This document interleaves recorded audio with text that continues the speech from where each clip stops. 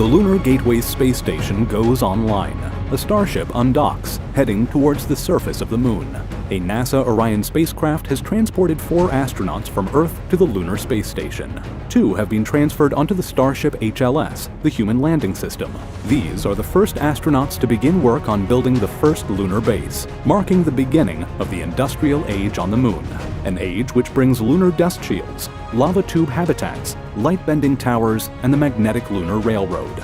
And human DNA is sent to storage vaults on the Moon as an extinction backup. Cube satellites orbit the Moon scouting for lunar icy water. Viper rovers are prospecting for different types of lunar ice at the South Pole. Prime ice drills are deployed to harvest the ice from below the lunar surface. The ice is needed to make fuel, water, and oxygen. Other rovers explore and map nearby lava tubes with 3D LiDAR scanners. Testing begins on mixing the Moon's loose soil, the regolith, and a plant-based glue to create a 3D printing building material. The first Artemis habitation and life support modules are delivered to the lunar South Pole. On Earth, a treaty is signed to preserve culturally significant sites of lunar history. The Tranquility Base and the first footprints are listed as historical sites and are protected from nearby landings that would destroy the areas with lunar dust. An electrodynamic dust shield is built and begins testing. A moving electrical field, like how hair sticks to a balloon with a charge, is used to repel lunar dust, protecting spacesuits, solar panels, and habitats. The cosmic Starlink network goes online, connecting the Moon and the Gateway Space Station to Earth and to Mars. A new command center and telecommunication facility is seen being built. The construction phase for China and Russia's International Lunar Research Station, the ILRS, begins. Experiments to turn lunar regolith into living soil progresses. The crew at the Artemis base camp refuels an uncrewed launch vehicle with propellant manufactured on the Moon, testing liftoff of the first vehicle powered by lunar rocket fuel. The Russian and Chinese ILRS program begins building their own lunar space station. The Deep Space Transport spaceship transports cargo and crew members to Mars. It shuttles between lunar and Martian orbits. Maintenance happens in orbit around the Moon. Satellites send astronauts the first emergency solar flare evacuation warning, giving them time to seek cover inside the habitats. Lunar para-terraforming begins. Construction of a large transparent dome serves as a greenhouse. It receives the name the Lunar World House. Plants help recycle organic human waste and convert CO2 into breathable oxygen. Crops are genetically modified to be more resistant to radiation and better suited to grow in low gravity. Plants are also farmed to create the 3D printing glue used for construction, fueling the growing industrial age on the Moon. The lunar bases begin to grow faster and faster. It takes 15 days for a cargo ship to sail from the United States to Europe. It only takes 3 days to reach the Moon. 2 bases are now established at the South Pole of the Moon, the ILRS and the Artemis base. Over 20 countries now have a presence on the Moon, from India and Mexico to Australia and Germany. 2 space stations orbit above. These lunar space stations are transfer hubs. Rather than using large spacecraft which need heat shields and air brakes to return back to Earth, small shuttle spacecraft are used instead to transport crew and cargo down to the surface of the Moon.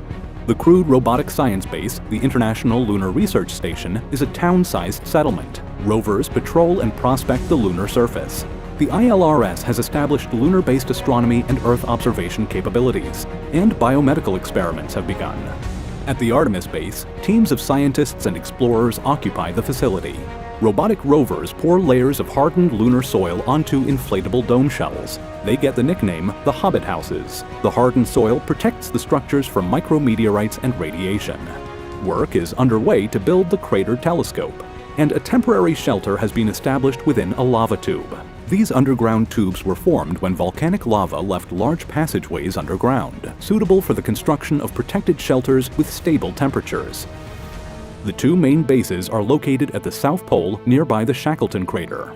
The Moon rotates once on its axis every 27.3 days, and a day on the Moon is 29.5 days on Earth. Away from the poles, areas experience a very long night, making solar energy production a challenge. The Sun is always on the horizon at the poles. Here, there are permanent shadows in the craters. The low temperatures in the shadows allow for icy water to survive. And at the poles, it is possible to maintain constant communications with Earth. Fuel production facilities on the moon are now being used to refuel spacecraft on their way to Mars from Earth.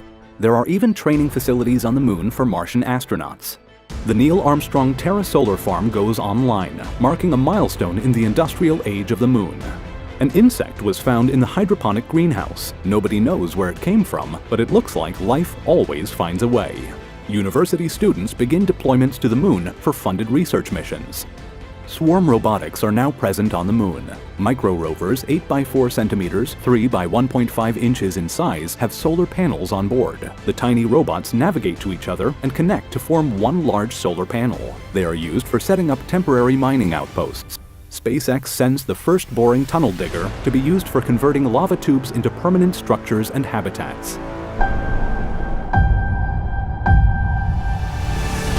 The lunar mining rush. Lunar mining expands and territorial zones of national influences develop, securing resources. Aluminium and titanium are mined, along with rare earth metals such as neodymium and lanthanum.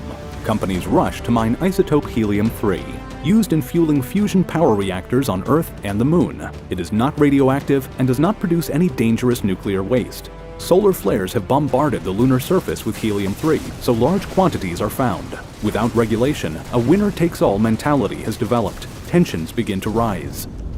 Testing begins for the first asteroid mining mission to redirect an asteroid into lunar orbit.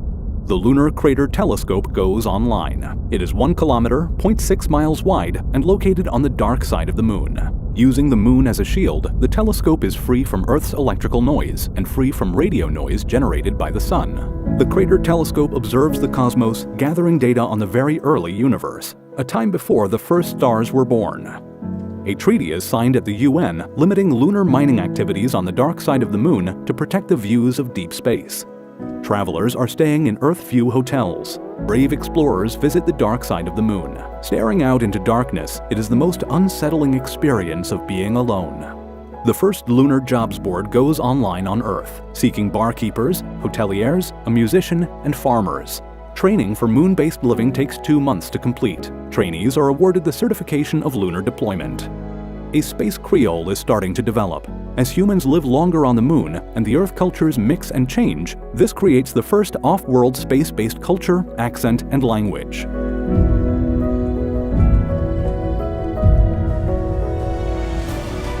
Mirrors on top of light-bending towers bounce sunlight into the dark craters of the moon, acting as mini-suns. Solar arrays capture this reflected sunlight to power small outposts. These dark craters have not received sunlight for millions of years. Rockets are now being entirely 3D printed on the moon at the Lunar Rocket Factory. Relativity Space are using materials harvested from the moon and from asteroids that have been redirected into lunar orbit. Humanity's lunar outpost has become a self-sustaining colony. Facilities are automated with robotics, needing little human intervention. Para-terraforming domes, nuclear fusion facilities, mining robots, and access to materials on asteroids all allow humans to move from the lunar industrial age to the now information age, focusing their efforts on tourism, astronomical studies, scientific exploration, and sending humans farther out into the solar system. Plans are underway to build the EDN, the Earth Defense Network, an autonomous detection and early warning system. Satellites placed in orbit around Earth and the Moon are equipped with phased array sensors and electromagnetic rail blasters, capable of long-range monitoring and able to disintegrate small to medium-sized objects that are either natural or intelligent.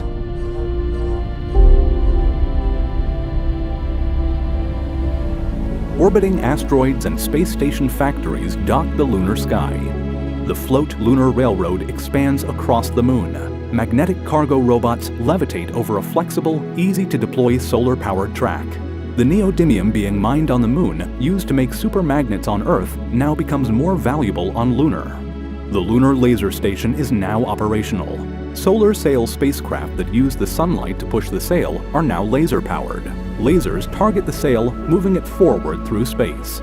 A mega laser sail spacecraft sets off from Earth, using ground-based lasers on Earth and the Moon.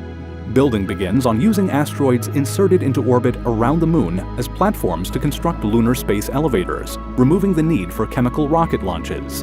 Multiple connected telescopes go online to form the Darkside Deep Space Observatory Network. It monitors and watches deep space activity. The Earth Legacy project has been completed.